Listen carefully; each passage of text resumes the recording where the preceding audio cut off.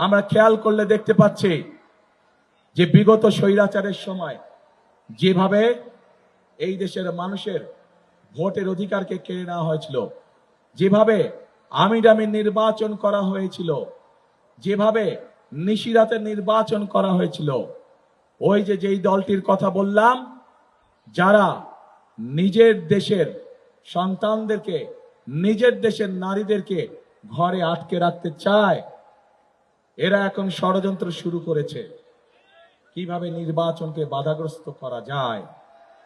এরা এখন তাদের লোকজনকে মা বোনদের কাছে পাঠাচ্ছে এনআইডি নাম্বার নেওয়ার জন্য, বিকাশ নাম্বার নেওয়ার জন্য।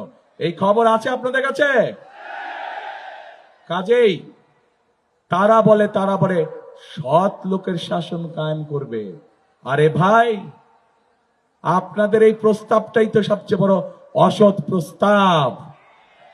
আপনারা অসৎ প্রস্তাব দিয়ে কাজ শুরু করে কিভাবে আপনারা মনে করেন যে আপনারা সৎ লোকের শাসন কায়েম করবেন? আপনারা সমগ্র জাতির সামনে মিথ্যে কথা বলেন যে আপনাদের অ্যাকাউন্ট হ্যাক হয়ে গিয়েছিল। বিশেষজ্ঞরা প্রমাণ করেছে আপনাদের অ্যাকাউন্ট কোনো হ্যাক ম্যাক কিচ্ছু হয় নাই।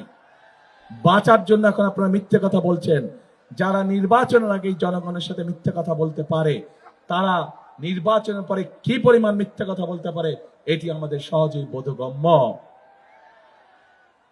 প্রিয় ভাই বোনেরা, আজকে নির্বাচনকে বিতর্কিত করার জন্য, বাধাগ্রস্ত করার জন্য এরা উঠে পড়ে লেগেছে।